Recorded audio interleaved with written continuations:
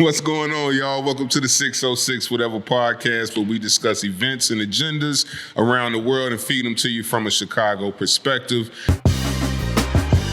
Man, tell them I'm unapologetically black, melanin heaven. So keep your 2 cents. We charging much more about the rain on them. I can't contain it anymore. Let's go.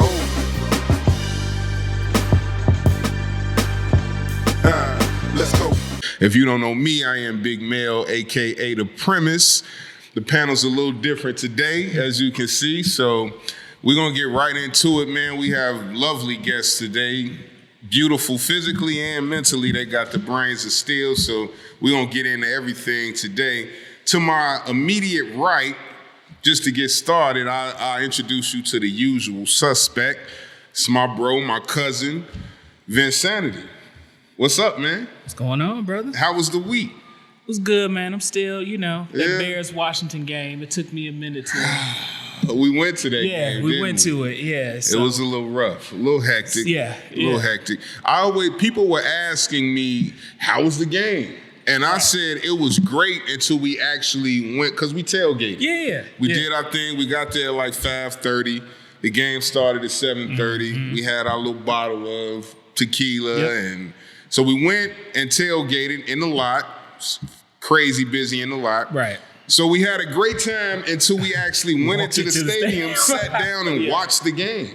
That's when shit got haywire. That's right? when we should have ended the night. Right. But it was good camaraderie and we had a good time. Absolutely. Unfortunately, I'm like a battered mate or spouse that gets beat by their person that they're in a relationship with. I keep doing it because I'll go to another Bears game. We all are like that. You'll do it At too. the end of the day, you're like, why are you still rooting Stop for beating them? on us Bears because you know we love you. You're taking advantage Next week of us. you go right back to it. So it is what it is. All right, we'll get back to that later. Absolutely. Man. Now, to my immediate left and my far left are two beautiful young ladies that are here to kind of, give us some game, kind of elevate our mentalities, kind of give us something that if you do know about it, I bet you don't know the ins and out about it like you should. To my immediate left is my homie. This is my family too, man. This is my family as well. This is Inez.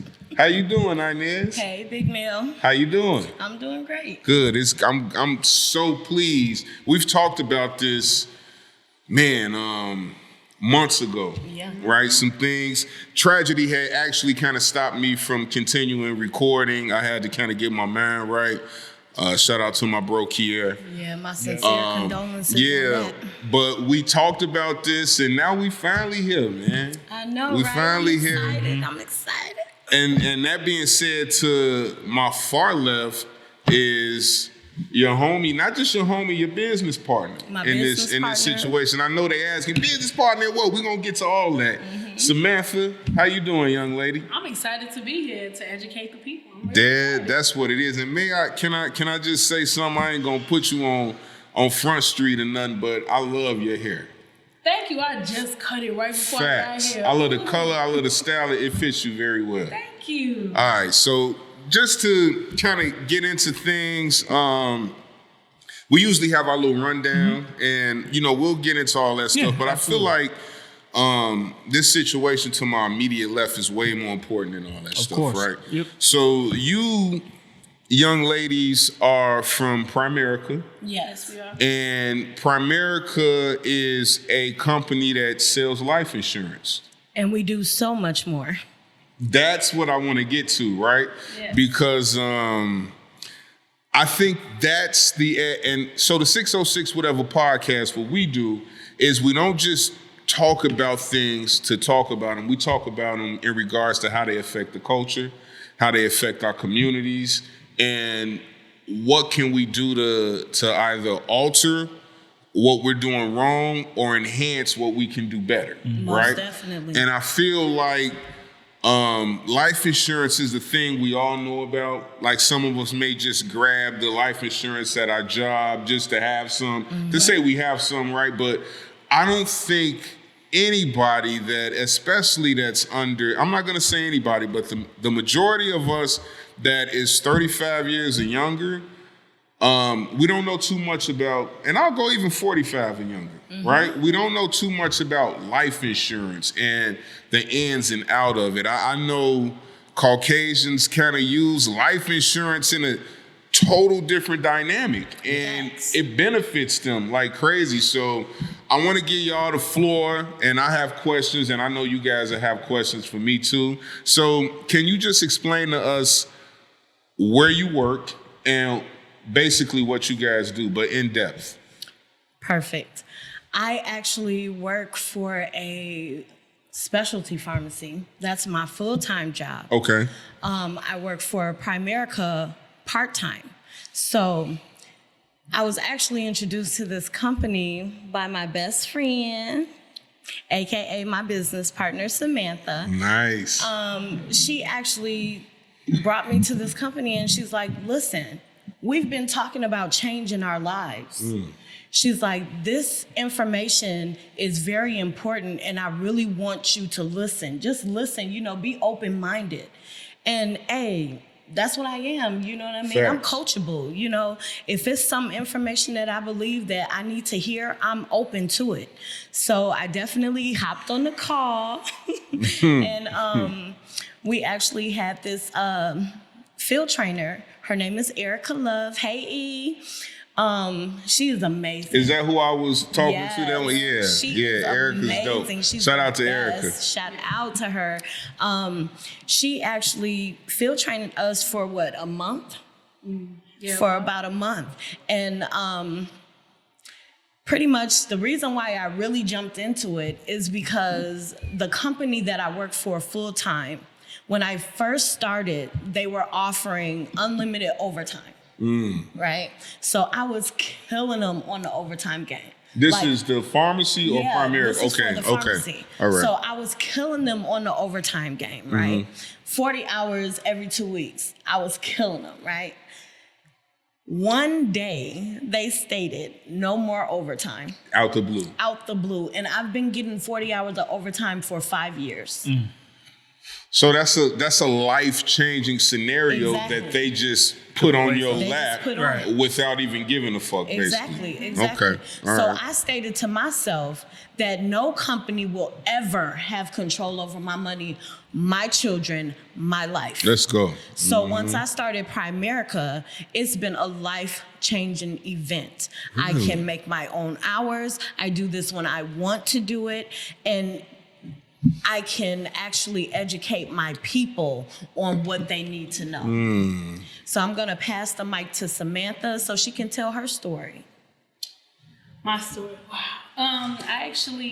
The reason why I got into Primerica, I had cancer a few years ago, and I hated everything about my life. I was working 95 hours a week. I hated the person I was with. I hated the company I was with. I couldn't stand anything. And I also had a best friend who had cancer as well. And when it all broke down to it, mine wasn't terminal, but hers was. And she was always so joyous to talk to me. And she's like, life will go on, Samantha. Don't even worry about it. And I couldn't understand how she could be so happy. Right. I'm like, you dying, bro. Like, what are you talking about? Like, how are you so happy? And she told me, she's like, it's because I did everything that I wanted to do. And I realized that I did nothing but work all the time. And I was so tired. I'm like, I need something else. I need to be shown the way to figure something else out, because this can't be the way to get where I want to go. And one day this opportunity came about, and I'm like, there's no way I can sleep on this. And ever since then, I've been so happy, Yes. I mean, I did have to go through radiation a couple more times, but I haven't stopped working Primerica since then. I'm still staying strong and hoping for the best at the end. So wow. Talk about a testimonial. I promise you, her story is so strong, so strong. I love this girl. But this opportunity got us into rooms we thought we'd never be in, and I feel like that's why it was a real eye-opener. Like, man, people are really out here winning, and they look like us. So, elaborate on that. Got us, because I know exactly what you're talking about. But when you say got us in the rooms we thought we'd never actually be in, when we've talked about on this show what corporate America is, right? And in corporate America, there's a very low percentage of us, the culture, African American in corporate America. When you climb that ladder in corporate America, if you do make it, you almost feel a little uncomfortable, right? Because So elaborate on that. We're in rooms that we thought we wouldn't be in, and we feel comfortable in those rooms through Primerica, right? Man. So back to my cancer story. Back when I was, I'm like, I really gotta change everything that I'm doing, because obviously what I'm doing right now isn't what getting me where I want the results. And so I'm like, I started following people on the internet doing the things that I wanted to do. So motivational speakers, people who were making the money I wanted to make. And I'm like, man, if I could just make that connection to get in the room, because it's different to watch somebody on TV. Facts. It's different to listen to them on the radio, but to be in the same room and to be able to be at their table and for them to appreciate you and welcome you on the same level they're on, that's a whole nother story. I'm talking about, I cried when I was there. I was like, man, I can't believe that I did this for me. Just 2 years ago, I couldn't even imagine being in this room, sitting down, talking to half a millionaire, 1.5 million, that they earn a year. We're not talking about throughout the company. Going to their house. Yeah. And swimming in their pool, seeing people swim in their pool, jumping on the trampoline. Just having a ball, just being yourself around millionaires. You understand me? And one of the craziest things is, like, one of the guys I call my brother. His name is Corey Mallard. His first cousin is Tennille Mallard, and then his uncle is Jeff Mallard, right? And they have just, shout out to them, by the way. Like, Tennille, we gotta have you on too. Yes, we but yeah, they've literally made this transition from a financial aspect that's just monstrous, right? Facts. And this is family, like. These my people. These your people. Like, they really are doing things that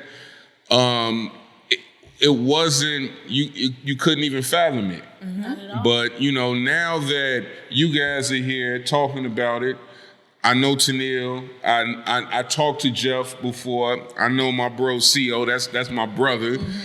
It is reachable. It definitely and is. And it's not only reachable from a financial aspect, right? Even if you don't want to. So what I want to get into, even if you are not wanting to engulf yourself in the company on the work side, I want y'all to kind of dive into the importance and the maneuvering through life insurance that our culture is not accustomed to, and really, we don't have a lot of knowledge on.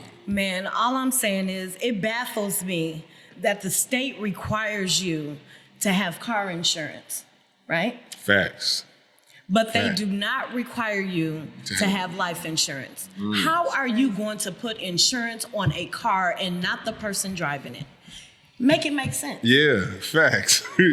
That car goes up in flames.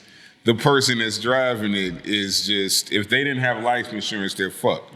And but that car is going to be taken care of. Exactly. Yeah, that's a great point. You have to think of your family, because one thing, our culture is scared to talk about life insurance. And that's something that we need to break. We need to break that, because the only thing guaranteed in life is death. Yeah. Correct. And we have to face that. We have to face the reality of that. And once you face it, realize what you're doing to your family if you don't leave behind wealth. You have to realize it. When my mother passed when I was 19 years old, she left us $50,000, and it's 4 of us. Yeah. So before I could even blink, that money was gone, and I was a teenager. So Yeah. go figure. Yeah. You know what I mean? So now That you got to money deal was with gone. tragedy, and you have And to the deal financial with devastation for sure. of trying to move on, because you still want to take off work. You still want to have the time to grieve. It's a great point. And they give you 2 to 3 days to grieve for your family member. Yeah, bereavement. Yep. Come on, man. If you had that money, you could take the time that you needed to be able to recover. And there's no recovery. Don't get me wrong. There's no recovery. There's no recovery. They say time heals all wounds. I still grieve every day for my mother. Yeah. So that does I think it just allows you to deal with it, but it doesn't heal it for sure. Exactly. exactly. But we do, I do want to jump into this thing. It's called a rule of 72. Okay. Okay. Okay. Now, this is a financial concept that is created by Albert Einstein. Okay. Talk to me. This is Shit. something that we definitely should have learned while we were in school. Now, let's say, for instance, what bank do you bank with? Chase. Let's say, for instance, you take $10,000, right? And you go into Chase and you tell them that you want to invest your money. They're going to tell you, hey, you can put it in a CD or a money market, right? Now, let's say you decide to sit your money there. I'm going to use a high percentage for an example because we all know that they're not offering 3%. We already know that's not happening. Look, if you get half of that. But let's not even half. It's like 0.1%. Let's go. But which is I insane. digress. Like, right, I digress. go ahead, yeah. So let's say you have the $10,000 and you actually sit your money there, right? What you do is you take that 3%, you divide it into 72, and what you get is 24. That tells you how many years it takes for your money to double. Okay, so sitting in a CD or a money market account, you're looking at 24 years for your money to double. So in 24 years, your money's turning into $20,000. Another 24 years, your money is turning into $40,000. You tell me, is that a good investment? So in 48 years. Yep. You made $40,000. You made $40,000. $40,000 off of your $10,000. Not, and let alone if you like create this investment in your late 30s, you know what I mean? That is a exceptional point you raised. Seriously, because how many 24 years do we even have in our lifespan? It's crazy. It's crazy. But people sit their money there because that's what we're programmed to do. Okay? Now, let's say, for instance, we're going to go to the 401k, right? 401k, again, I'm being generous. I'm being very generous. So we're going to say 6%, right? We're going to say 6% for the 401k. Let's say that's through right your now, job. That's not it, because I promise you mine has lost a lot of money. Oh, wow. So you take the 6. You do the same exact thing. You divide it into 72. This time you're going to get 12 years, right? So every 12 years, your money is doubling. So at the end of that same 48 years, you're making $160,000 to retire with. Can you retire comfortably with $160,000? You know what? I just, let me, so these are the things that are so relevant that we are so ignorant about. And I don't mean, you know what I mean? The word ignorant sounds harsh, but it isn't. But it isn't, because a lot of people It's are, facts. and you try to educate them, and they're like, "Well, we knew that already, but did you?" Yeah, you didn't, and we don't trust each other enough to allow information from each other to absorb and Observe and be heard. Yeah, Like, just for listen. sure. If you So listen this is for a heavy second, knowledge y'all dropping. I don't want to Exactly. continuously interrupt y'all, but, No, but this is seriously. huge. Like this stuff is huge right It's here. life changing. I mean, we're talking about leaving legacies for your family. Mm-hmm. How can you leave a legacy if you don't even know where to start? Yeah. Who would say that? You know what I mean? But let's just say you retire with $160,000. Can you do that comfortably? With no other income. With no coming other in. income. That's it. That's your We're retirement too money. bougie for that. Absolutely not. We're too bougie for that. Facts.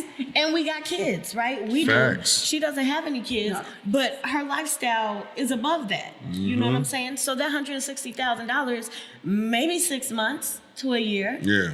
maybe. People make that annually. Exactly. And the way shit is going right now, you will run through that without money coming in, and that's just what it is. You'll run through that. Facts. You'll run Facts. through that. And then the thing about retirement is when you think about retirement, you want to do all the things that you couldn't do while you were working. So you want to travel. You want to, buy your luxury vehicle that you've always wanted. Because you're what? Retired. Exactly. Right? The shit you ain't had time to do when you were working, you want all the smoke when you retire. Exactly. But But a people lot don't of think people of don't that. know retirement is all about money and not about age. Say Because that. there is a lot of people who are retired who are in their 30s because they did the game right. And we know them personally. Speak. We know Speak. them personally. Speak. We've been to their house. We know it's a fact. Yes. So as far as what we're speaking about with the retirement game and how to maximize, we know we haven't been doing it right. What's the recourse? What do we do differently? I am so happy that you asked. Facts. So what I'm going to do is I'm going to introduce you to this last column. Okay. Right? The last column, let's say you had a mutual fund account. Now, if you actually went into your bank and asked for a mutual fund account, they're going to want you to have a large lump sum of money in order to actually open it. invest it. Yes. Really? Yes. But with Primerica, you can start with as low as $25. Really? Yes. So can you define to us what is a mutual fund account for Okay. everybody that doesn't know? Stocks and investments, pretty much. Okay. That's bundled it all up. That's exactly what Okay. we're looking at. Okay. Now we're able to offer that at an 8 to 12% interest rate. But like we stated in regards to the other examples that I just gave, we're going to go with the highest percentage. So we're going to do 12%. Okay. So you take that 12, you divide it into 72. Now you're looking at every 6 years for your money to double. Yes. That So sounds like now a- at the at the end of that 48 years, you're looking at $2.5 million to retire with. Now you tell me, is that a better investment?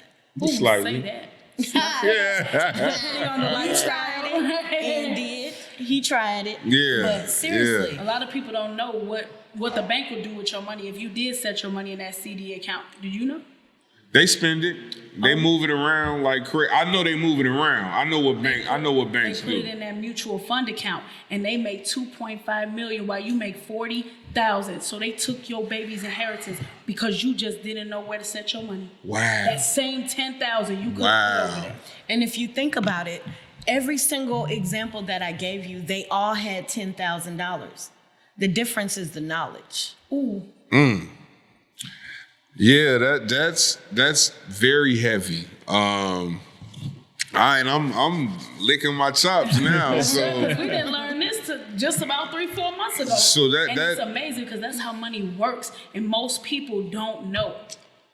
the people outside of the culture know it though. Oh yes, You know they're what I teaching their mean? kids at the age of 8 and 10 at the dinner table. Facts. But guess what? Now we know the information. I'm teaching my kids too. Throw it at it. Game changer. Throw it at it. Throw it and don't teach your kids. We gotta make this thing a cultural adjustment. Man. So that's the reason why we behind these microphones, giving it to them. Facts. That's the why it's reason part of why. the awakening. Facts. That's why I'm in your Woke, but we inbox. gotta make an awakening so Yeah. everybody knows and Yep. everybody woke. So It's that the we can real. play the game. It's like wokeness is not just about recognizing what's wrong. Man. Wokeness is about how to get the tools and education you need to progress in a totally different dynamic from your usual life path. So Yes. I mean, seriously, we want people who are willing to fight against the circle of poverty. right. You know what I mean? That's the crusade that we're on. We are trying to get rid of this thing called poverty in our communities, in our nationalities. You know what I mean? It's ridiculous. There is no reason why we don't know this information, why we won't open our ears and just have the passion to want to tell somebody else. My thing is each one teach one.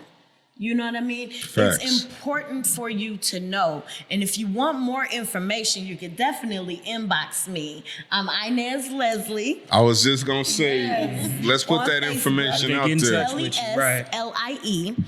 You can call me at 224-477-2162. My information is Samantha Parham.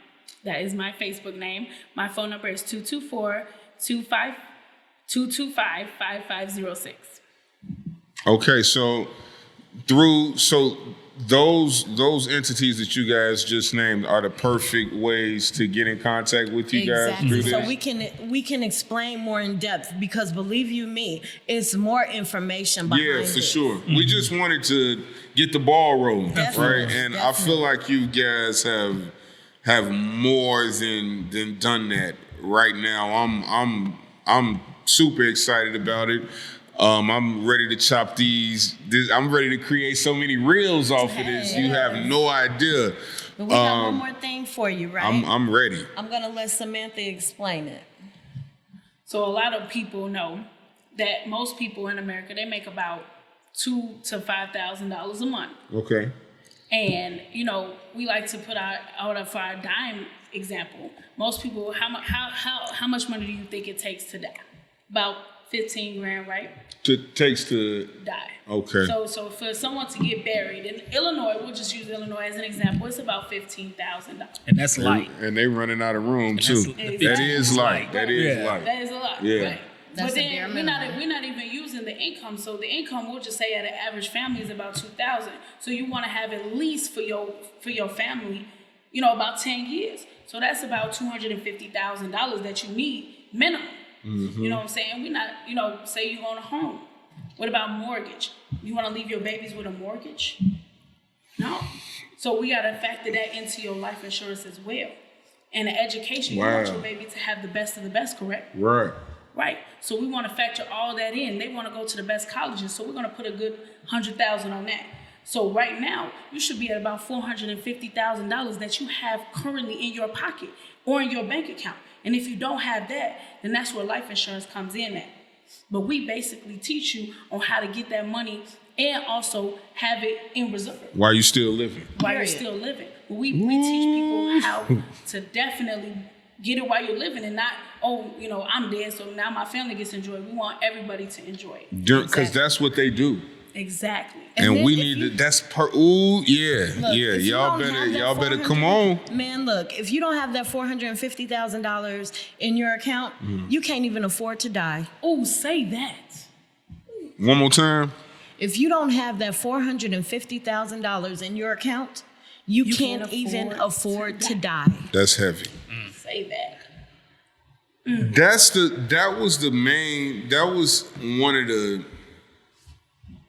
the most powerful points. Everything that y'all been saying has been like spot on. But one of the most powerful points for me is because there is a small level of knowledge that I have about life insurance, but I'm definitely not over the top like y'all. But the one of the points that you just hit in regards to how to benefit from the life insurance while you're still here. Yes. Because I've heard of so many cases where there are wealthy people that benefit off their life insurance, almost using it as like another income, right? So I'm glad y'all said that. I'm glad you gave your information. Is there anything else that y'all want to touch on? Because you guys have been extremely powerful. I definitely want to touch on. Please touch. Keep touching. Don't stop touching. I want to touch on a little bit of things that a lot of people are seeing on TikTok. Because a lot of these people are not licensed in financial service and they are giving you advice that is not correct. Okay. False information. Let's go. And to know the difference between different policies and different situations, a lot of that stuff is marketed towards wealthier people to use for basically, like you said, hey, you know, I can use it while I'm here, but a lot of people don't know. For most of that stuff, it is marketed towards wealthier people and people who don't have these plans in place already. If you don't have a plan in place, it's because you weren't educated on different matters, you know, basically like Facts. What type of life insurance you should have, what type will benefit you at this point in time. And so I think a lot of people listen to TikTok and think, oh, I know everything now. I can educate other people. And most people are very well misinformed. So that's another thing that's another reason why people kind of need to get in y'all inboxes and get this education and get this knowledge on what's really going on. Exactly, because they do need to know that all insurance is not created equal. Not at all. Facts. It definitely is not. And it's important for you to know the difference. And y'all we will know be the able to difference. break down the, yes, y'all definitely will. Vince, go ahead, bro. One thing, and I'm going to leave it at this. Can we talk about, because I feel like there's a stigma, especially in our community, around the cost of life insurance. And I think one of the things that, you know, and I have life insurance. One of the things that I've heard come up in the past is that people have kind of this preconceived notion that, you know, if I'm going to have enough life insurance in order to leave my daughter or my son or my kids with, you know, some money left over after I'm gone, like the cost of those policies, you know, it's off the charts. And I guess what I'm saying is, can we speak to the fact that you can get, whether it's with Primerica or whomever, just in general with life insurance, you can get life insurance, and it's not gonna break the bank. And because I think all too often there's this stigma of well, I can't get insurance because it's gonna cost me, you know, an arm and a leg, and just to get, you know, point blank, just to get enough to I would like to chime in on that. Yeah, actually, that's a great point. Yeah. Thank you so much for bringing that up. Please, yep. Actually, life insurance is based on two things: your age and your health. Right. So depending on those two things depends on how much your insurance is going to be. So the younger, yeah. So of course, the younger you are, the healthier you are, the cheaper the insurance is going to be. I'm going to generalize it. Don't quote me, okay? So we're going to generalize it. Say that again. For example, my daughter, she's 23 years old. I have her a life insurance policy. I think it's about $200,000. Okay. Her policy is around... It's about $63 a month. $63 a month for $200,000. It's not bad. Not bad. Yeah. It's much cheaper than your auto insurance. Facts. So, Facts. I mean, you have to figure out what's important to you. Exactly. Cars are worth more than us, and that's the key right there. Priorities need to change. Yes. I feel like priorities definitely need to change because, like you said, the only thing that is promised is death, and it's a touchy subject that nobody wants to talk about, but especially it happens. It happens. Look, we just opened the segment up talking about my bro, Kier. He was 35 years old. Think of the kids who, I mean, not to bring up anything else, but the little boy who just shot up the school. Yeah. Think of those kids. Yep. There is no age limit on life insurance. 1 and above, you need it. Period. Yep. Facts. I like to chime in on that because I'm actually unqualified to have life insurance because I have cancer or had cancer. The pre-existing. And I'm actually only 29 years old. And now when I'm able to even get it, I'll be 10 years older and probably in a lot different health than I am right now. Yeah, for sure. So now my policy will be astronomical. And on top of that, they're also going to look back and say, hey, she did have cancer at one point in time. So, a lot of people don't think that it qualifies for them when they're young, but that's the best time to get it. Yeah. Because now you don't really have any responsibility. You're like, oh, one day I'm going to want a house. I'm going to want children. And you could just add to your policy instead of trying to get it later in life. Damn. Or, when you get it that young, 9 times out of 10, you're healthy. You know what I mean? Facts. When you get it younger at 22, 21, start from there. And then, Lord forbid, something happens, These are facts. But you already have your insurance in place. Right. So you don't have to worry about them, taxing you on how much it's going to be monthly. You don't have to worry about that because you already have it. Yes. And these are things that the things you guys are teaching and speaking about and educating about right now, there are other cultures that know the game. Definitely. And that's the thing that I want to try to it was actually one of the reasons why we started the podcast. Not just because like me, my cousin, like we would have these long dialogues just about everything, right? Right. Sports, easy. But then when we started talking about certain shit, and then when I would talk to him and I'd be, you know what? Yeah, bro, that's right. And he'd be like, yeah, bro, that's right. It always led to us talking about how our culture is impaired about something, about how there's a lack of knowledge about something that's going on where under the covers, the other side is just winning because they're not letting out these secrets about how to move around and prosper in life. But That's financially. just like with the rule of 72. How can you win a game if you don't even know the rules? Can't even cheat. You can't even cheat at a game you don't know. You can't. You're going to get exposed. Period. And you're going to be left out to dry. no, Vince? I literally wrote a note down, and I was just thinking, like, I think it behooves us to get to a point where we go to our schools, our school boards, wherever you live and reside. And one of the things has to be where we start demanding, and I'm guilty of it too, but we have to start demanding that our kids have, skip having to take a constitution test in order to graduate. Right. We need to start demanding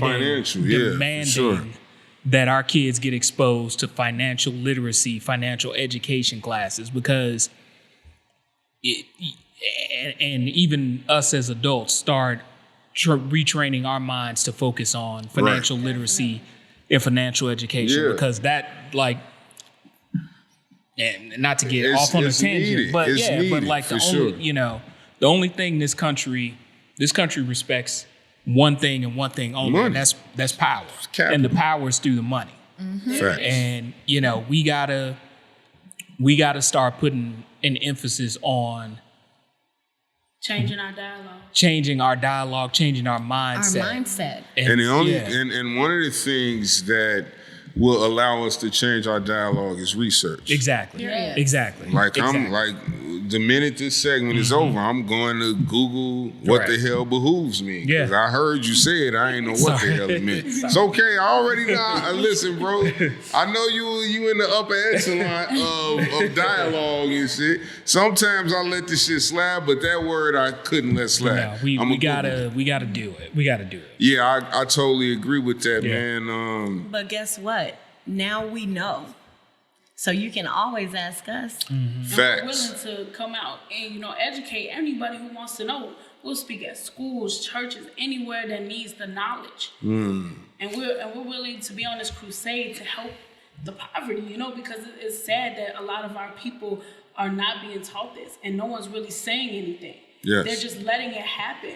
Like you guys said, it should be really taught in school. It should be. Financial literacy, how is that not a course?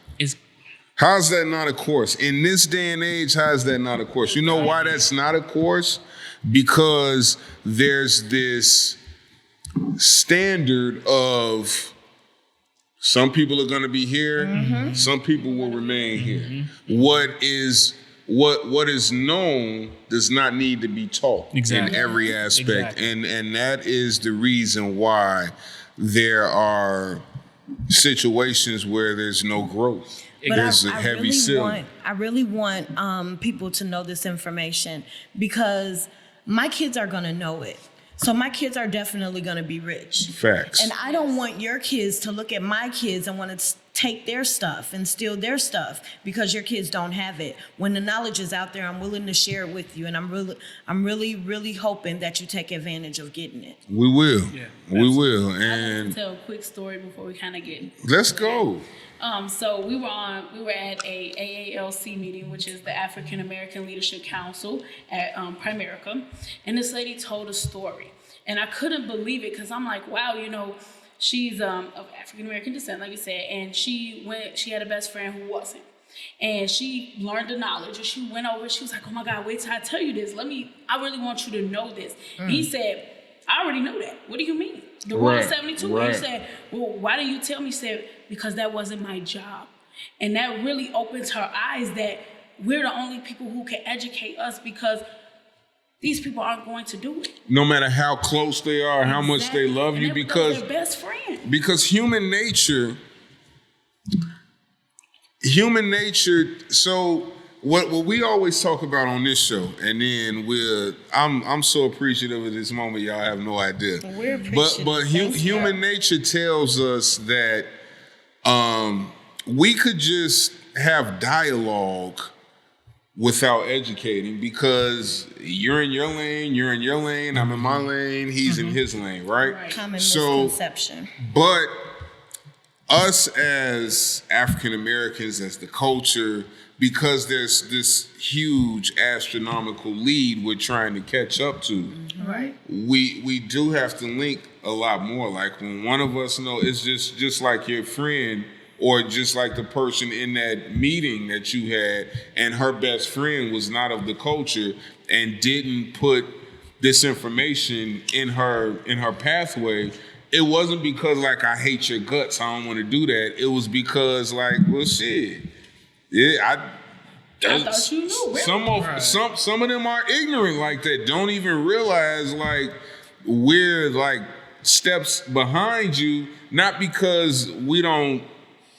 We're not capable of knowing this. Not knowledge. because there's not like a capability of us learning this, because nobody's teaching it to us. It's Yes. hidden. You know what It's I mean? a hidden gem. So we have to have like our people, like you sisters that are getting this, like the people at Primerica, like the Jeffs, the Tennills, Erica, The everybody Coakleys. that's on this. We have to like really let this bleed into our cultural society. Yes. So we get this, because that's the only way we'll stay Change the afloat game. instead of sinking. Like it really is financial, because we live in a capitalistic world. bro. Absolutely. We talk about this all the time. We Vince. do. This world is this country is based on capitalism. Whether you want to admit it or Yeah. not. It's based on capitalism, and if you can't keep up, You get left behind. gonna you're get not left going to get left behind.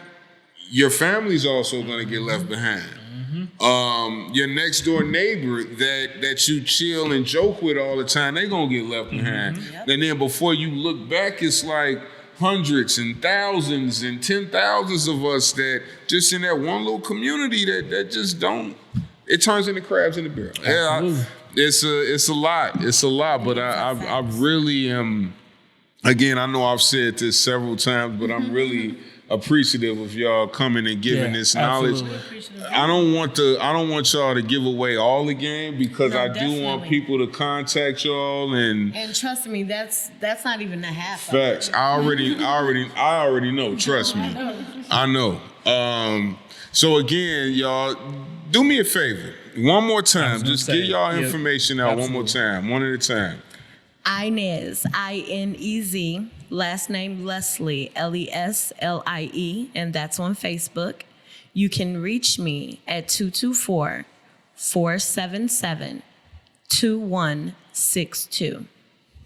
And my information on Facebook is Samantha Parham, SAMANTHA PARHAM, and my phone number is 224-225-5506. That's powerful. Vince, you had anything else to say to them, man?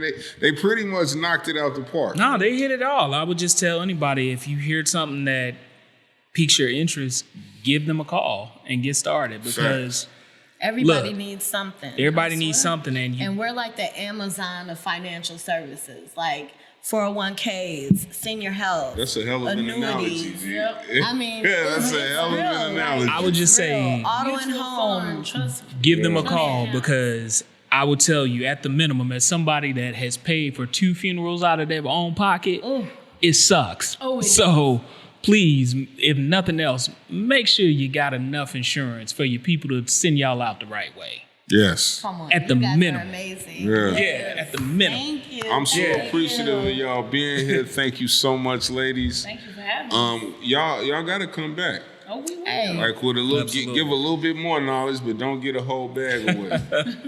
For real, like don't get a whole bag away. Like everything is strategic, and this was very powerful for me. For me, just doing this, we've been doing this for what, like some years now.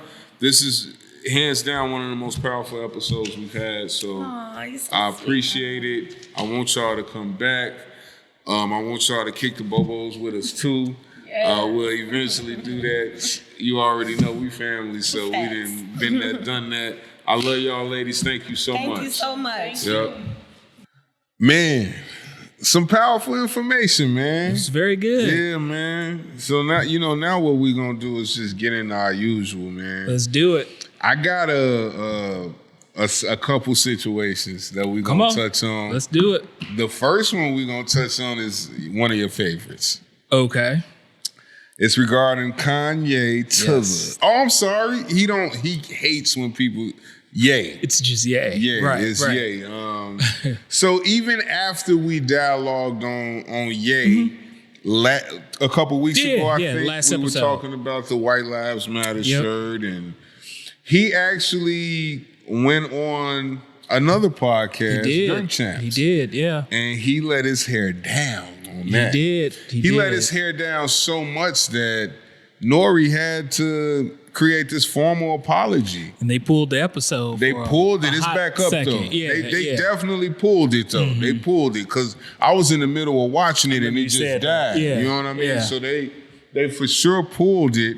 One of the things that Kanye, and I want you to dialogue on this too, was one of the things that I'm really assuming that he dropped the ball on, and it was just enough that we're not having it, was his spewing of his disdain with the Jewish community and mainly Jewish media, how they prosper financially, from just a social aspect on the downfalls of the African American community, such as just, getting behind financial gain when we are tarnishing each other from a lyrical aspect, from a visual aspect in hip hop and in music in general, how they edit and just make sure certain things are visual for people to see from a media aspect. And that just didn't sit well with a lot of people. And, he's already done what he's done in regards to just his disconnect from the culture he's from, so to speak. Let me ask you this. I'm gonna come a little differently here. Some of the things he was saying in regards to Jewish media, the Jewish culture, was it hate or was it accurate, in your opinion?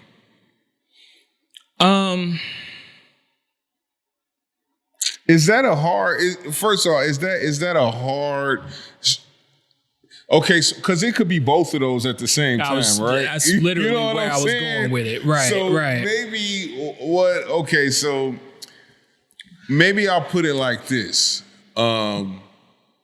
was it factual or was it perception? So here's the thing, because I think the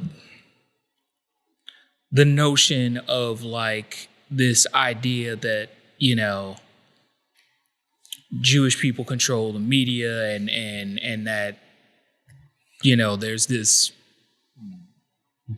cabal or whatever you want to call it. Like that's not a Kanye. Yeah, Kanye is not the first person to say that. Right. What I would say is that's his narcissism, though. What I would say is right. He's acting like he's the only person that has first said that and nobody else he's come up with that and it is what it is. Go ahead. I'm sorry. I didn't mean to cut you So off. yeah, I'm not gonna sit here and say Kanye West is the first person to put those ideas out there.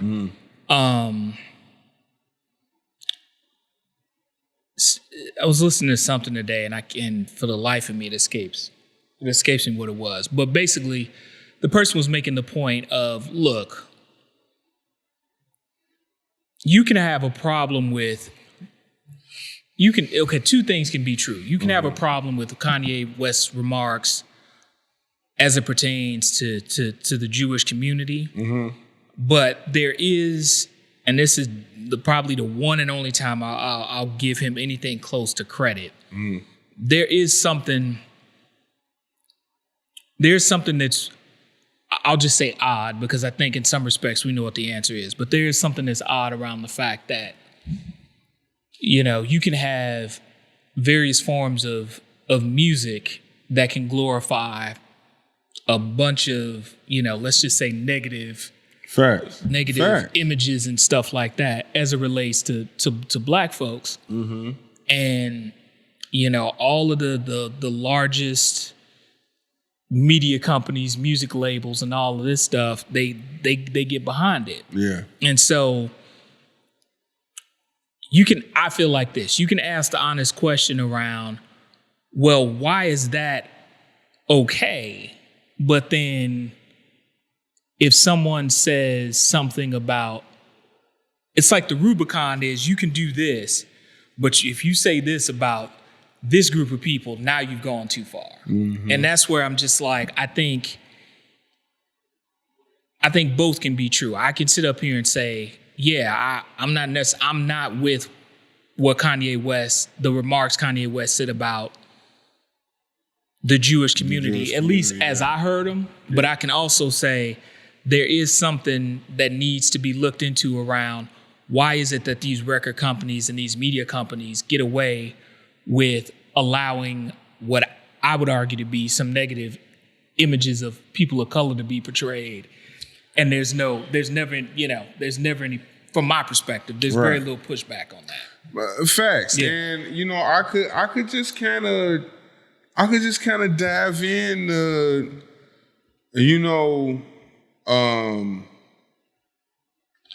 Kanye being a part of some of those negative images. I 100% agree. Yeah. Here's the thing here's my take on Ye. I wasn't so much upset with his dialogue about how things impair the culture and how people monetize the negative image and aspect of the culture. So much as I was just very distraught and upset about not feeling this genuine stance on, I really care about changing things for the culture. I feel like, we've talked about this, I feel like Kanye is a narcissist. Without 1,000% correct. I, from just listening to every interview that Kanye has, there's always I am, and then comparing himself to somebody else. I'm the new, I'm this, I'm that. I remember when I started, there's so much I've heard some people even considering his verbiage as activism and him being an activist. I've never heard an activist use the word I so many times as much as I've heard Kanye West use it. So go ahead. So it's two things. And I'll start this by saying I don't always agree with everything this person says. But Charlamagne the God from the Breakfast Club, and I gotta get, this is an instance where I gotta give credit where credit is due, because I feel like he hits it spot on. And I think his whole thing is on YouTube. You can find it. But he basically said he's never seen a person of color who wants white validation as much as Kanye West does. Yeah.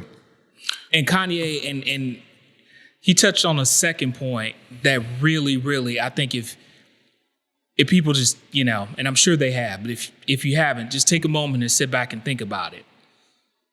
Every time there's a story that comes out about Kanye West and Adidas, or Kanye West against this company, or Kanye West against that company, all of a sudden, Kanye wants to come back and get wrapped in the arms, the nurturing arms of the black community. He did it on this past episode. He did it.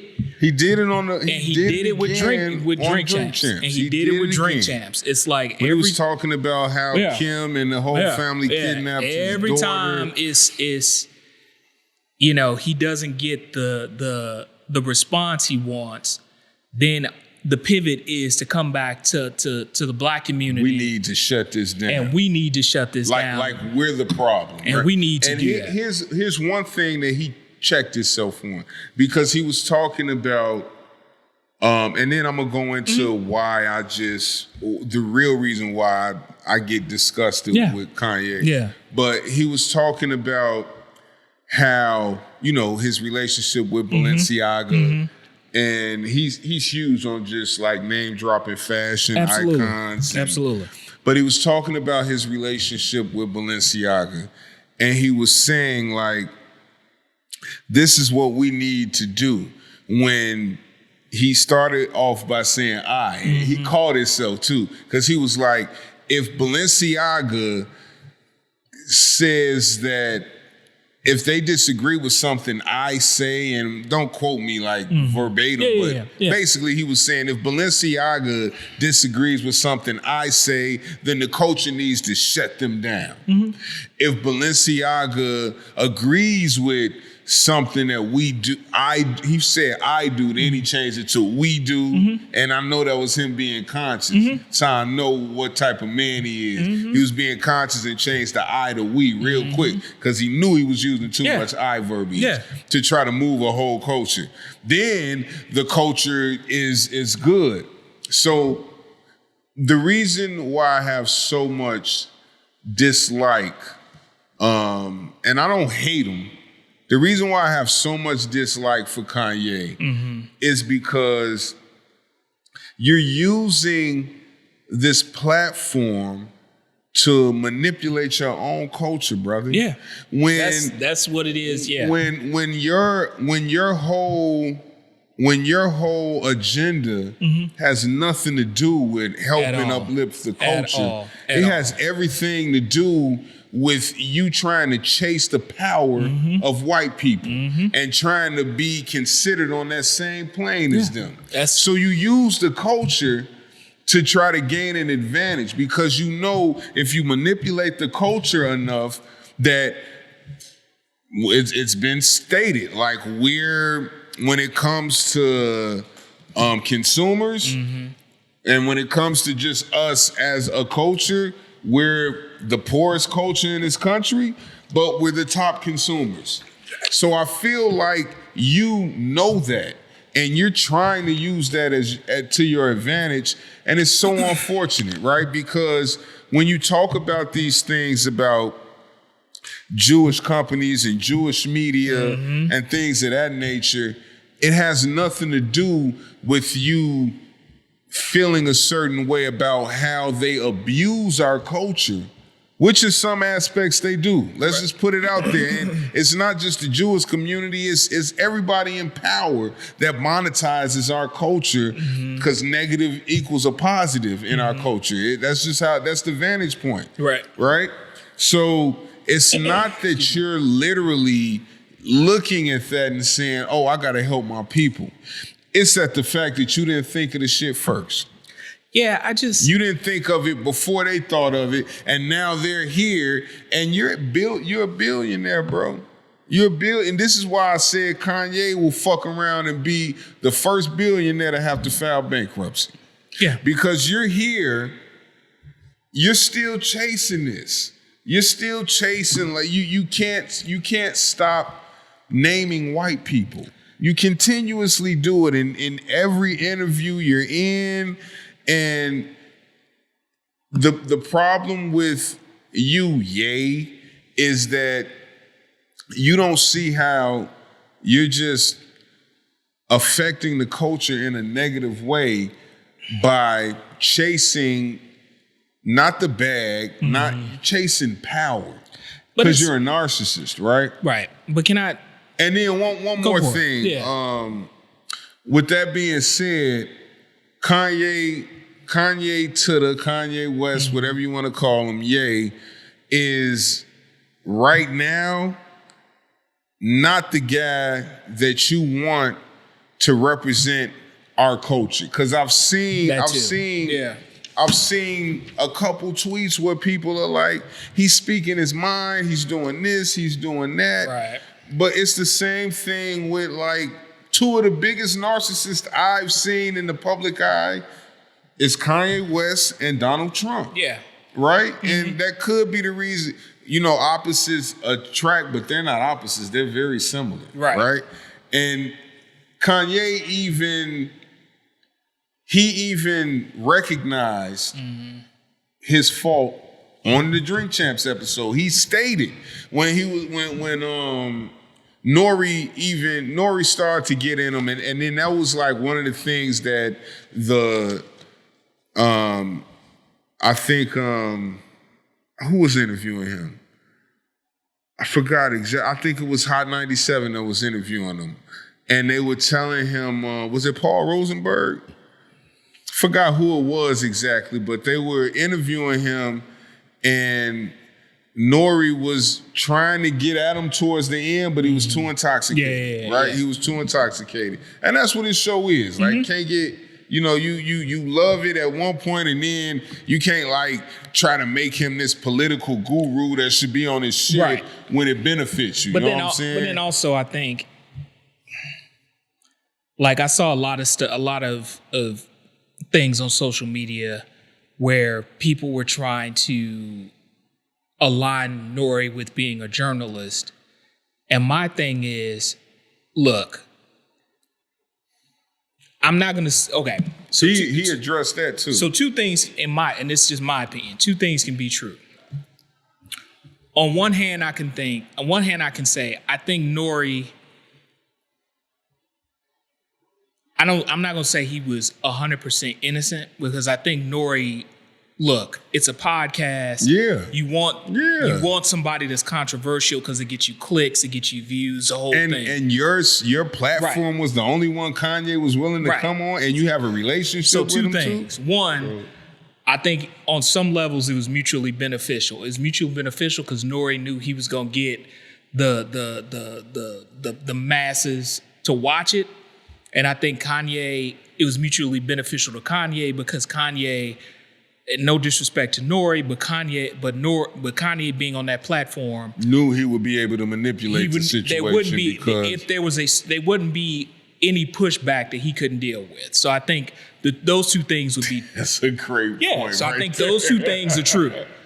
But then lastly, because Kanye don't get like stone cold drunk. Right. Like he not. Right. He tells people that, like, but Nori be drunk as hell, and he's stumbling over words. Go ahead. That was a great point. But then I will also tell people, like, be careful in trying to align Nori to being a journalist. Nori's not a journalist. No, and once again, no disrespect to Nori. He's not a journalist. He has no journalist credentials, no journalist backgrounds. He's a musician. He's an artist. He landed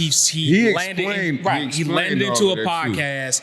It's been very lucrative. It's been very beneficial to him.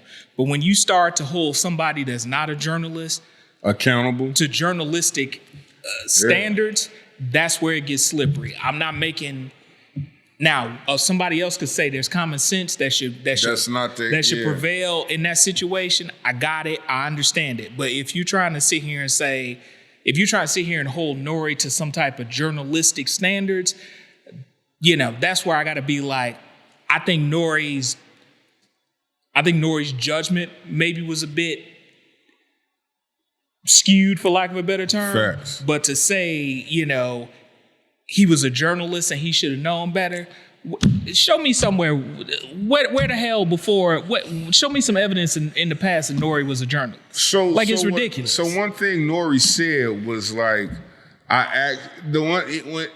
during his apology, he was like, the one thing I did do right as a journalist was let him speak and get his opinion off. And then what their pushback was like, well, you should have fact checked him on a lot of stuff.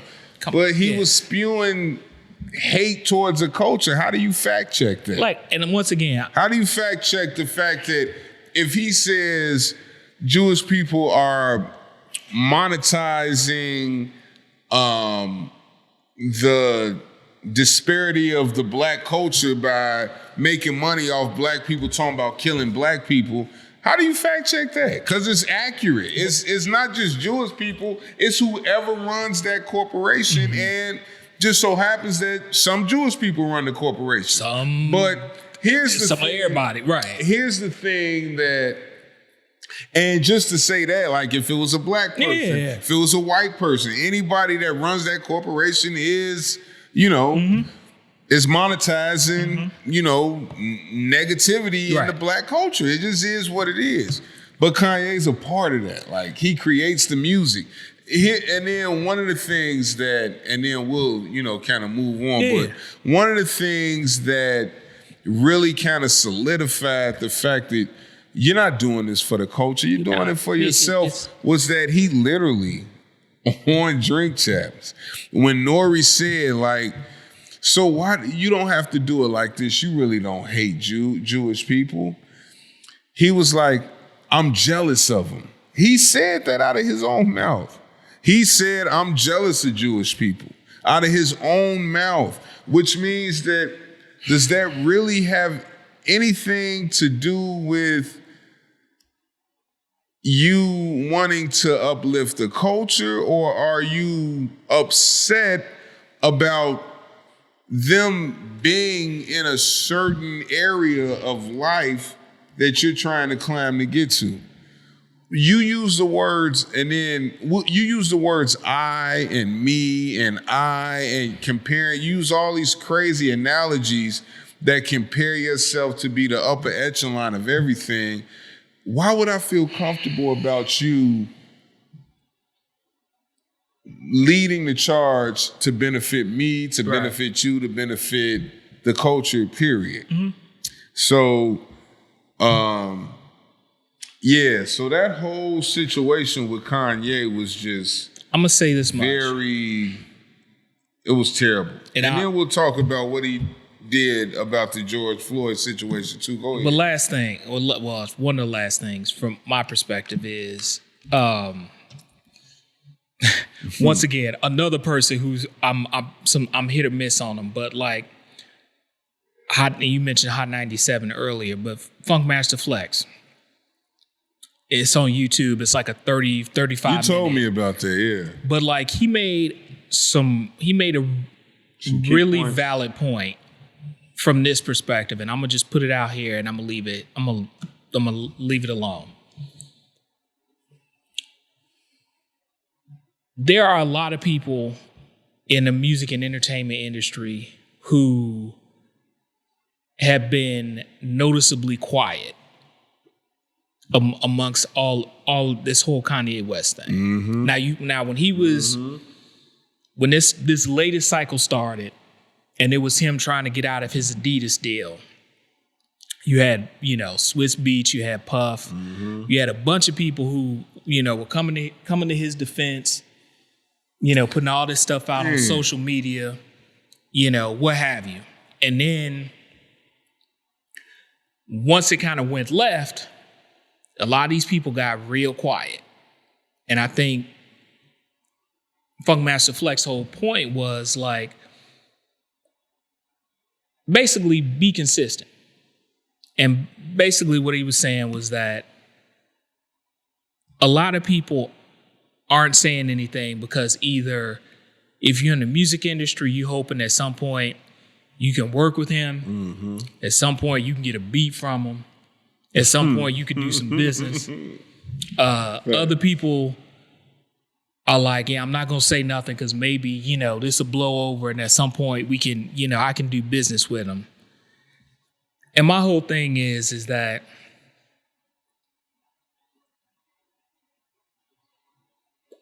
for me, I just be consistent. If you can't,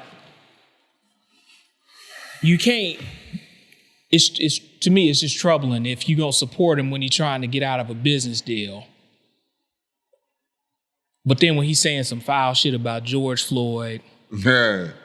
Great or some other segue. Stuff. And then everybody just it's crickets. I'm okay. I'm not understanding. And it's this huge thing where people are so in tune with the speaking of the mind. Yeah. If I say some outlandish shit that's just extremely inaccurate and disrespectful, right? A lot of the masses will look at me like, well, shit. At least he came out and said it. Right. What does that even mean? You know what I mean? Well, I know a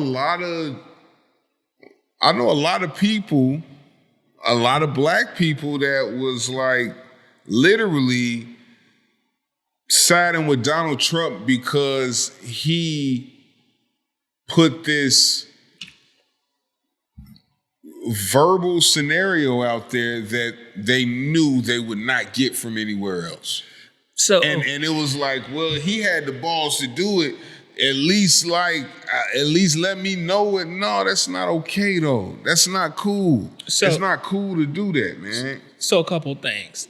For me, you probably have heard it, but a lot of people who are patting Kanye West on the back are like, oh well, he's a free thinker and this, that, and the other. And that's exactly what I'm talking about. What I'm talking about. My whole thing is, if you really do just the most simplest research into the people who are patting him on the back for being a free thinker, you'll come to realize that or they'll say, oh, kudos for him for getting off the Democratic plantation and being a free thinker.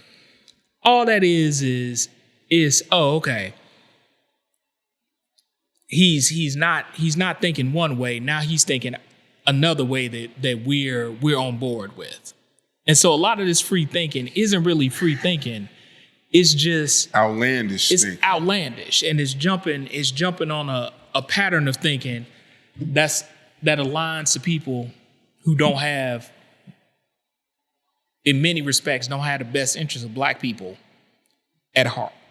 And so I would just say, if you think he's being if you think he's a free thinker, just be careful with that.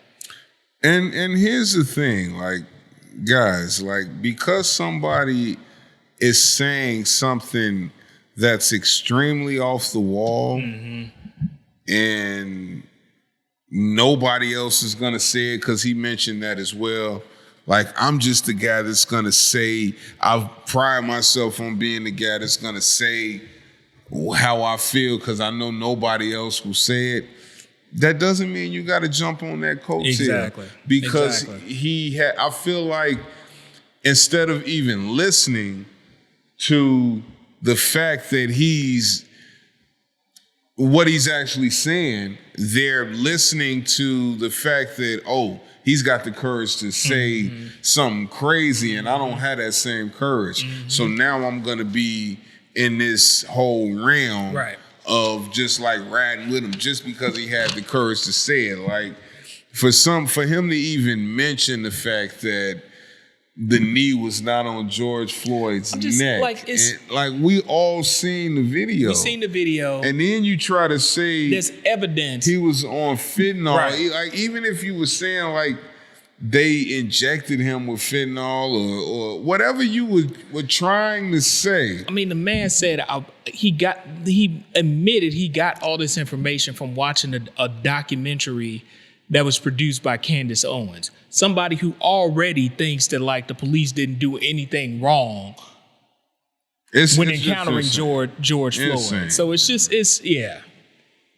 And then like, so I mean, you know, Kanye gets a huge stop playing. Please, Kanye. Yeah, just stop it, man. And you know, just to, well, when we switch gears to, you know, something else, Vince. Let's do it. Cause it's almost like it's same shit, different toilet. You all right over there, man? Is this nigga I think he asleep with his phone in his hand. He sleep with his phone in his hand. That's insane, bro. We almost should get this, too. Yeah. It's my nigga King Chaz in the building. What up? That's insane, bro. Yeah. But Herschel Walker. CTE Walker. Is that what it is? CTE don't make you I'm not saying it is, but I'm also saying like so that brain is woo. Herschel Walker plans to hand out fake police badges to highlight support for police. After being called out for flashing what some thought was a fake police badge at a debate last week, Republican Senate hopeful Herschel Walker is using the moment to double down on his support of law enforcement, having ordered 1,000 imitation badges to distribute at an upcoming fundraiser. You wanna kick this one off, man, because this is crazy, and I don't want to live here too long because it's fucking Herschel Walker. Man. I would say this, like, just for the record, though. By the way, when I first heard about all this Herschel Walker shit, I thought it was. I'm like, damn, what the fucking. He got the same name as Herschel Walker. What, like football back player, in the day, right. Yeah. I was like, I couldn't believe it was him. Like, bro. you didn't think it was him? Yeah. Man. Look, I'll put it this way: if you want to, you know, not to get too deep into political stuff, but if you want to, like, if your argument or your thought is, okay, Senator Warnock isn't the perfect candidate. Okay, that might be true. Right. But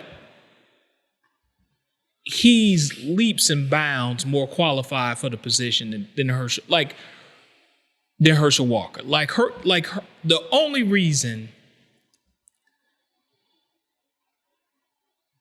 Republicans are even supporting Herschel Walker, like you've heard all these this stuff that is the exact opposite of what the supposed conservative beliefs are. Like, he's paid from, multiple women in his life to get abortions and all, domestic violence incidents. It just all don't that line stuff. up right. It don't add up. Don't line right. But if you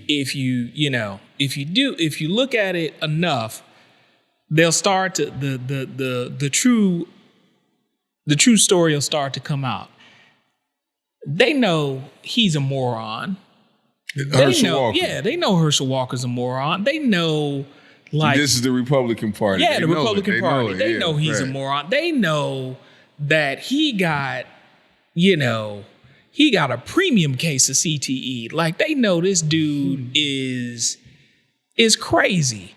Yeah. But what they will tell you is that he's a vessel in order for them, if elected, he's a vessel in order for Republicans to take over to get its power. It's power. It will shift. It's not about. So it doesn't even matter. It's not about Biden's beliefs. in office. It's not about Christianity. The Senate is going to be Republican dominant. I don't know if that's. I would slightly push back on that. Okay. I'm not 100% convinced that Republicans will get control of the Senate. Now they could. I think it's going to be close. The majority will be Republican. It's going to be close. So close. It's going to be close. But what I will say is that like they know he's like his only aspect of legitimacy is that he helps them, if elected, he helps them get one step closer to power. He's such an unserious person. He's such an unserious political person that it's not even funny. He's a pawn. But also, and the last thing I'll say about this is that, and once again, I'll speak for myself, I went for most of the 2016 campaign thinking that, like, there's no way in hell. Mm-hmm. There's no way in hell Donald Trump will be president until the night or until the night and the day after, where I was like, holy shit. I think we were all on that page. they really are going to elect this dude to be president. Mm-hmm. So I would say, be hopeful that, if you're a Democrat or a Democratic leaning person, like, be hopeful that he doesn't get elected. But I would also say, don't be surprised if he does, because we've seen precedent where this has happened before. Yeah, it's just like, are you voting for Yeezy in 2024? I wouldn't vote for Yeezy in 2024, 2028, 2032, or ever. He's fucking up because he's detached himself from the black culture, and now he's talking shit about Jews. Man, I'm telling you, man, he ain't got nowhere to run. Where he gonna run to? Who he gonna run to? Trump? My thing is, I would say you're right, but then my thing is, like, anything's possible. Anything's possible. I'm Kevin like, Garnett. Anything's possible. I'm waiting to see where the bottom is for that dude, and I'm gonna just leave it at that. But because some people say, well, he craves attention. So if you just stop. It's our job to but I'm like it. Fact check. Yeah, man. but I'm like I agree with that, but there's such a. I think. Let me put it this way. I think a lot of people realize he's full of shit, but also the value in the way media is constructed nowadays is, holy shit, Kanye West said something stupid. Let's put it out there, because we know the people that agree with it are gonna view it, and the people who don't agree with it are gonna view it. So either way, if I'm a media entity, I win either way. I win either way. Which is what Nori was on, and don't scrutinize Nori. Don't make him apologize. Cause you ain't make bro that interviewed him at first. What was his name? I forgot the white talking guy. about Tucker Carlson. Yeah. Did you make him like apologize like you did Nori? Mm-hmm. But I guess Nori's from the culture and all this and that. But and I get it. We hold. Last thing I'll say, we hold our media people to a different standard. And I'm guilty of it too, because I am too. Because even when the shop even when LeBron and Maverick on the shop was like, yeah, we're not gonna air the episode. My reaction was like, why did y'all even have him on to, like, y'all knew he wasn't on shit. Why y'all even have him on to begin? I got it. Now I'll push back on you from that. And I'm not saying that's right. I'm just saying that's my initial thing was like, because I appreciate y'all having the foresight to be like, nah, we looked at it, we ain't with it. But I'm like, come on, y'all knew. But like to push back on that, you cannot disclose the fact that Kanye West is a very polarized. Oh, I get it. It was a ratings thing. You know what I'm saying? I get it. I get it. And his perspective is at sometimes maybe odd, but there is a length where you can go too far, and that's the reason why. This is a great segue too. That's the reason why I get it. LeBron and Mav was like, "No, we're not showing this." I get it. And that's one of the reasons why we brought some more logos on the show, right? Man. Because the NBA season has started. Yep. LeBron James made a conscious decision. He's a very conscious guy too, by the way. He made a conscious decision to not have Kanye's episode air, and we need to cheers for that as we go into this 2022/23 NBA season. Ooh, boy. It's gonna be rough. So, did you? The Lakers are looking like they are just leaving off, well, stepping in where they left off at. And let me get that line, brother. Yes, sir. And well, I mean, granted, their first game of the season was against the Golden World State, Champions, yeah. right? So, then what you think? Okay, just to like shift gears. Yeah, let's do it. What you think about that blow Draymond Green gave Jordan Poole, bro? So, okay. I think that was some straight sucker shit. So, I know a lot of people are like, oh, well, you know, that you'd be surprised. Well, I shouldn't say be surprised, but basically people are like, that happens all the time, you know, in amongst teams. Yeah, and this, that, and the I other. ain't trying to hear that bullshit, man. Yeah, and I'm the same way. Even though it was face to face, he snuck him. I'm bro. the same way. Like my vantage point, people might agree. I felt like Poole was trying to get him up off of him. And who walked over to who? Right, exactly. And you know, Exactly. if you know, and this is an unfair, this is an unfair observation, but me looking at that, Draymond just didn't stop talking. Yeah. And he was trying, I'm looking at it as he trying to son Jordan Poole. Jordan Poole wasn't having that shit. And he was talking some shit back to him. He may have said something to him that made Draymond Green walk over. And when he got in his face, motherfucking Jordan Poole, hey, nigga, back up off me, bro. Yeah, that's in a nutshell. Like if your hands is like this, if you ain't, you know what I'm saying, square up, nigga, you ain't think you lunged with everything you had. It was like the Rudy Tomjanovich, Kermit Washington situation. He literally, he got pushed, arms lingering, then he just bam. Yeah. That's sneaking a motherfucker. Yeah, I mean, You snuck him, bro. You snuck him in a practice, and you could have just shut the fuck up and continued practice, bro. You snuck him. I think Draymond comes off looking incredibly bad in the whole situation. Jordan Poole, get your hands up. Right, Man. protect yourself Your at all hands up, times. nigga. But then the thing that was like mind blowing to me, and I don't know if but Draymond did a video where he apologized. He apologized, but then it was another thing where he basically was like, kind of like he was saying, I wasn't aware that this was as big a deal. Yeah, because he tried to lean on the fact with everybody. This happens all the time. It happens all the time, and I wasn't. And it's like, you lying, but okay. But I heard Stephen A. Smith, and you know, I'm with you. I don't necessarily enjoy giving him a ton of credit, but he said something that kind of He been on the straight and narrow for a minute. but he said something that kind of made it kind of got me to thinking. So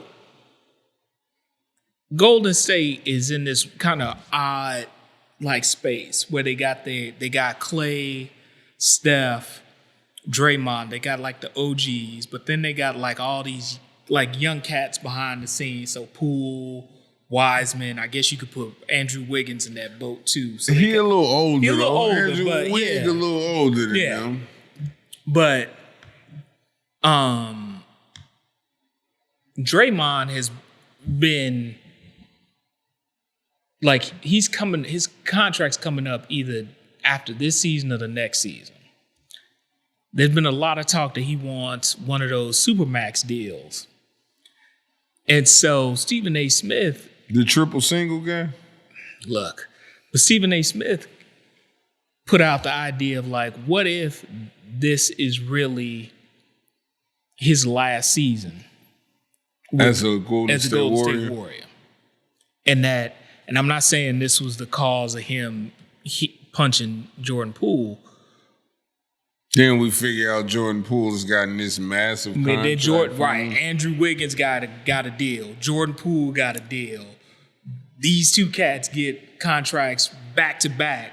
You looking at it like I'm an OG. I done put in work.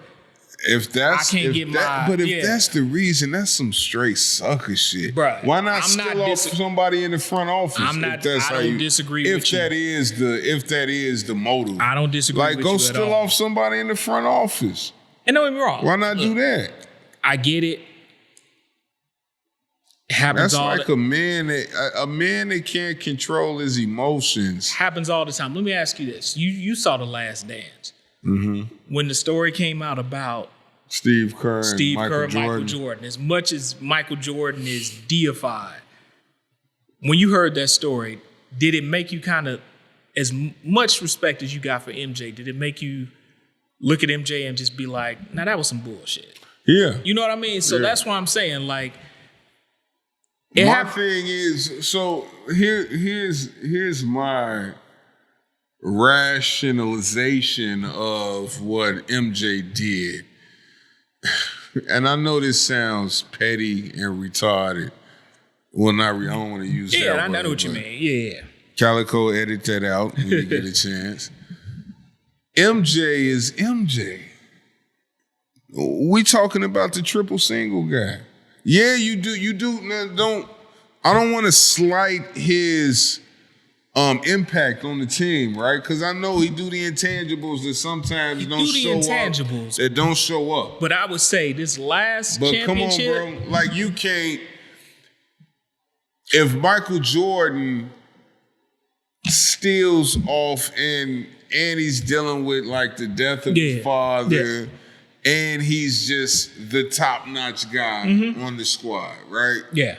If Michael Jordan's stealing off a Steve Kerr, is totally different from Draymond Green stealing off Jordan Poole, because truthfully, you want to put it in perspective, Jordan Poole outplayed Draymond Green that previous season, bro. You literally took my thought. I was going to say, you know what I'm saying? Like Jordan Poole was balling. He stumbled a little bit in the playoffs, but he is he balled last year, bro. Like Draymond talked, look, kind of carry Draymond, so to speak. Let's put it out there. The winners get to talk their shit, but I was like, when they won they won this last title, Draymond was talking cash shit, and I'm like, bruh. They won the championship in spite of you, not because of you. It was Steph Curry, right? Andrew Wiggins, and Jordan Poole. Right. And it was Clay was just coming back. Yep. He wasn't Clay all the way. Those three guys is why they won the championship. Don't get me wrong, like everybody is on the string. Yeah. And on a championship team, Draymond, if he's not going to be like this extraordinary guy, maybe he's wise enough and he understands the game enough, and his IQ is in a place and his defensive ability is in a place where he ain't gonna fuck us up. You know what I'm saying? But that doesn't mean like what Jordan Poole did. Right. Yeah, nigga, like, I mean, shit, you know, he may have outperformed you last year. So get off that, man. That segues to, since we talking about basketball, that segues Who you got? Before we get to that, Bulls predictions. Zach LaVine already here you go. $215 million already. Here you didn't go, miss the man. game. So first of all, let's not put this. I think he's gonna miss like the first couple games. He'll play like the third game. Okay. Let's not treat this like he's missing 2 games in an NFL season. There's 82 games in a season. We know what load management is gonna be heavy all through the league. If Zach LaVine plays 65 games this year, that means he's missed, 17? Correct. If he misses 17 games this year, coming off an injury, he's impactful. He's doing his 25, 6 and 6 or whatever he's doing. Mm-hmm. I don't want us to begin to jump the gun because Zach LaVine missed the first game of the season. One of my other guys did that too. He like, God damn, he didn't play. He already missed 2 preseason games. I'm like, bro, they preseason I don't care about games. preseason. What are we talking about? Right. I don't care about that at all. But I get it. Like, yes, he's getting paid like he's top 3 2 guard in the league. But look at Kawhi. Oh, don't get me. We're going to get to that in a second. Look at all the other top caliber guys in the NBA who is under the load management act. So, I mean, I just think I don't want us to jump the gun on Zach LaVine. I still feel like he's going to do what he's going to do. We just got to be patient with him. You know what I mean? I got you. What's your thoughts on record? But more, I guess importantly, I know it's early in the season, but I got some real red flags where Patrick Williams is concerned, and I'm beginning like I said, and I think you and maybe off camera, we talked about it. And I was like, I think this season is where he's going to have to take that leap. Yeah. You know, that whole For baby sure. Kawhi thing. Yeah, sit up or sit down. Yeah, but and I get like it. One game ain't, sorry, me cut you off. No, One you game good. It's not a huge sample size, but whew, yeah, I'm just. So it was like when, I don't know, you remember when we had my homie Trey X from Atlanta out here. He's a huge Bulls fan. Shout out to Trey. He was just saying, talent-wise, hey, he could be this, he could be that, but mentality-wise is where, Pat Williams kind of trips himself up. Like maybe he just doesn't have that you know what I mean?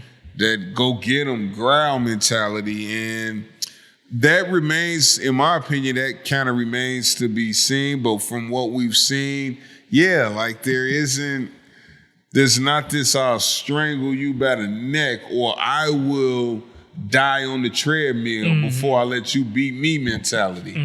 And can he develop that? I don't know if that's a trait that can be developed. Can he be really good without feeling like that?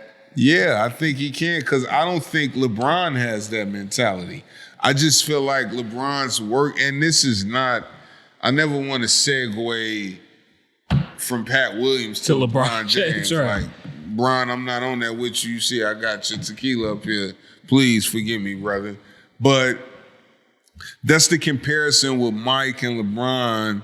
And Mike was just so infatuated with whatever it takes. And LeBron is just that talented source of being that, I'm going hard, but if it don't work out, I'm okay with that. Yeah. I'm not, it's not like I'm a snipe you from the roof or I'm gonna keep poking the bear at you until I get it.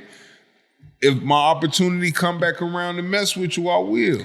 Pat Williams is, I say that to say, like, I feel like he can still be something that is successful in the league without having that I'm better than anybody. And you know what I'm saying? He could still have that because he does have a certain skill set.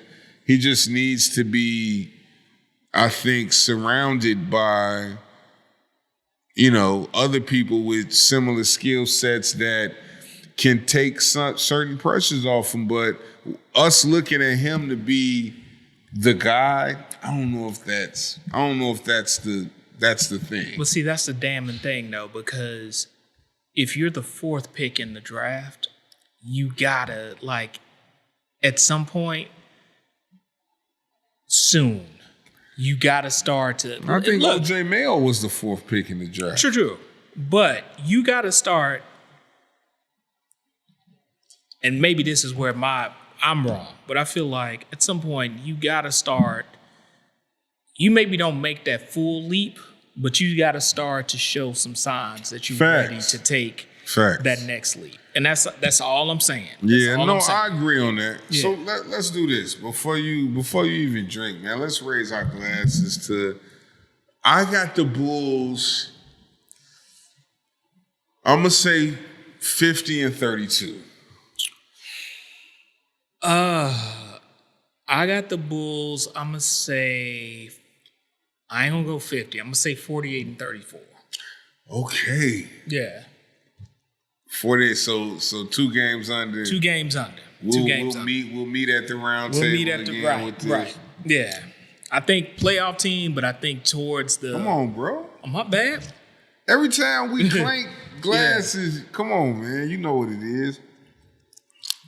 All right, so you got 50. I got 50-32. You got 48-34. Yeah. All right, so we'll meet back at. Before we get out of here, man, let's talk about our Chicago Bears experience. We went to the game. Before we get to that point, okay. Last thing, and then quickly, NBA Finals prediction. Who you got?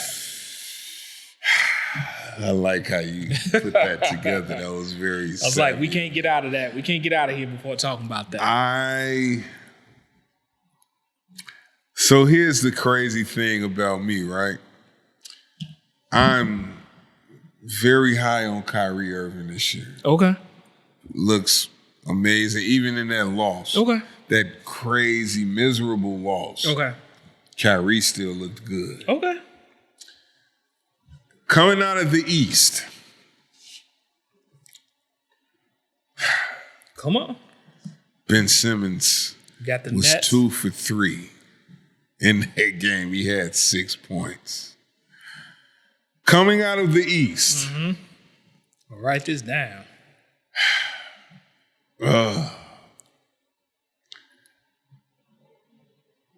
This is going to be difficult, but coming out of the East, I'm going to take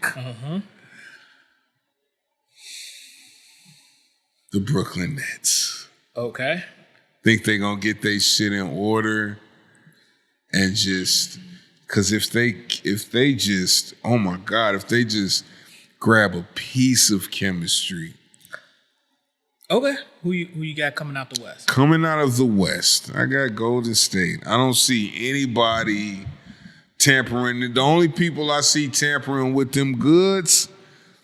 Don't say the Clippers. Is the Grizzlies. Okay. I was going to say, please don't say the Clippers. Hell no. Like, the way the Pelicans just looked against please don't say the Brooklyn. Yeah.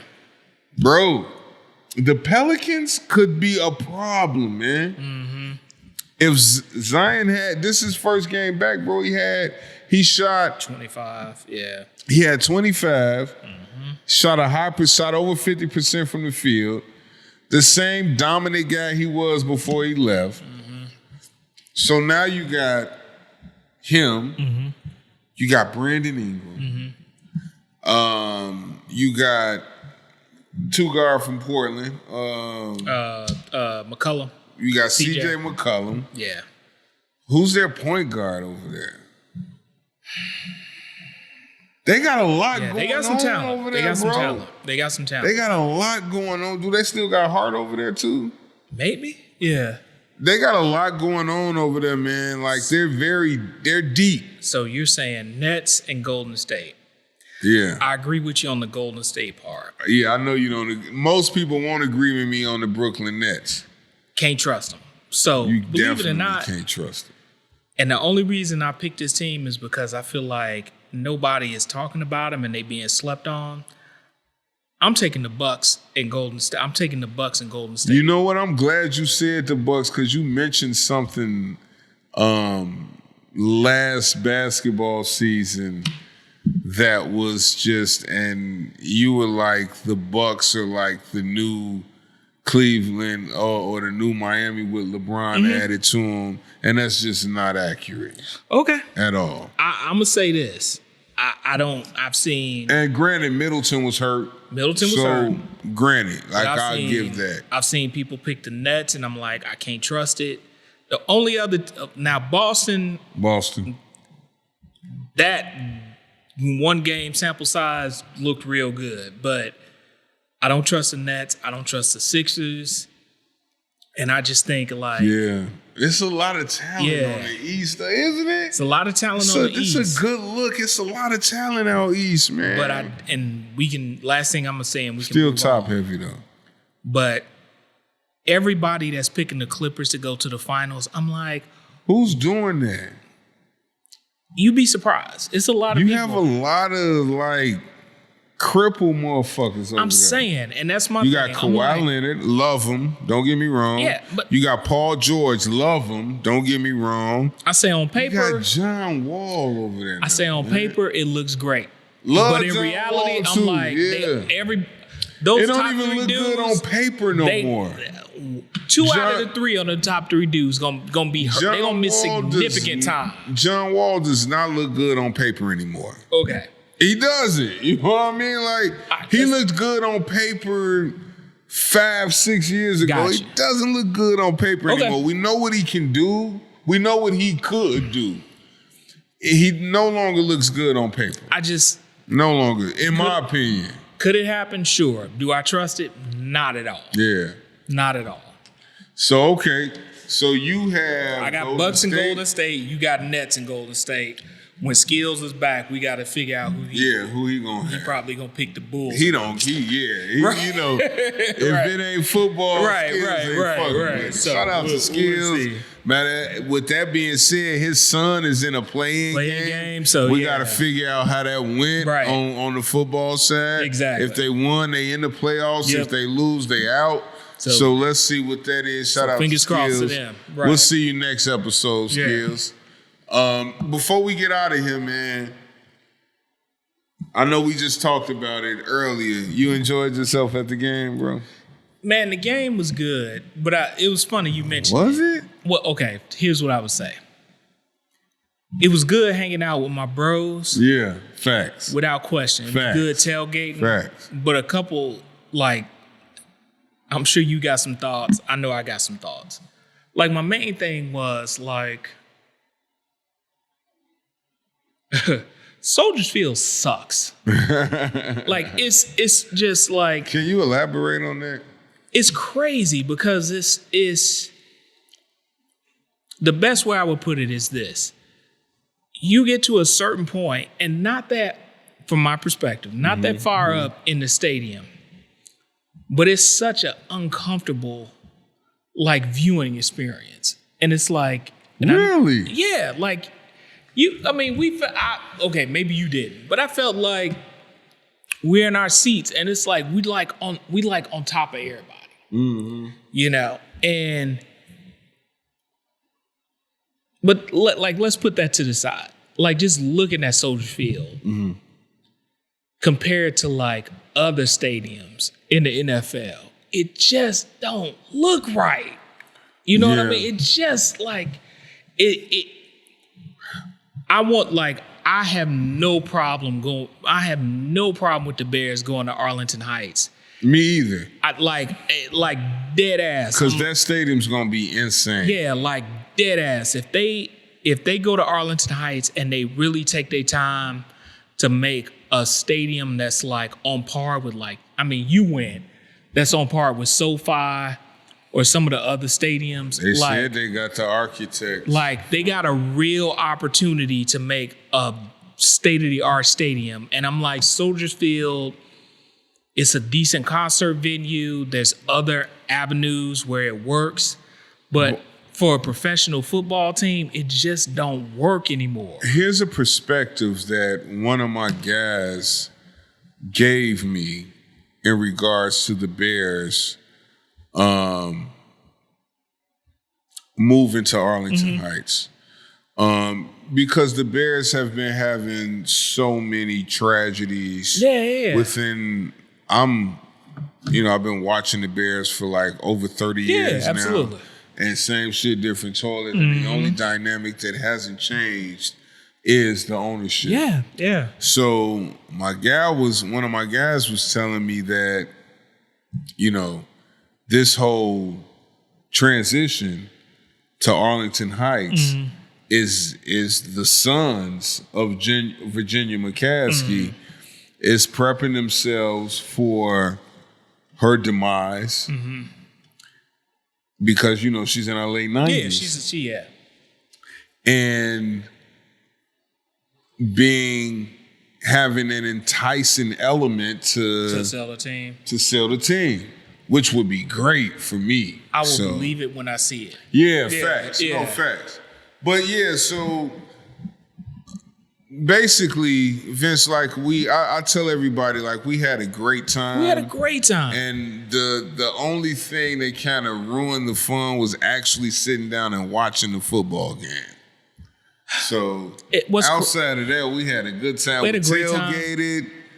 But what's crazy, man, is if you think about it, and maybe it's a statement about how, from a parody perspective, maybe it's a statement about how you can just say how good, how bad the NFL is. But if you think about it, I can't believe I'm saying this, but the Bears could easily be 4-2. Yep.